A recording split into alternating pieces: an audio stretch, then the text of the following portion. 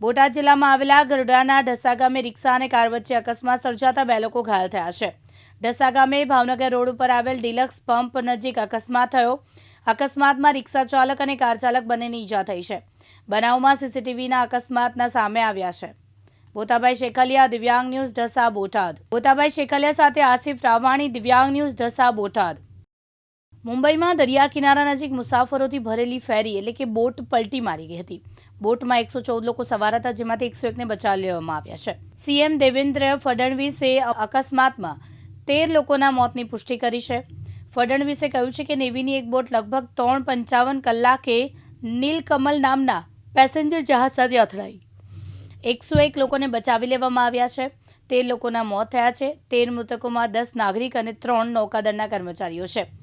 મહારાષ્ટ્રના સીએમ દેવેન્દ્ર ફડણવીસે કહ્યું કે મુંબઈ નજીક બુચર આઇલેન્ડ પર નેવીની એક બોટ બપોરે લગભગ 3:55 કલાકે પેસેન્જર જહાજ નીલકમલ સાથે અથડાઈ.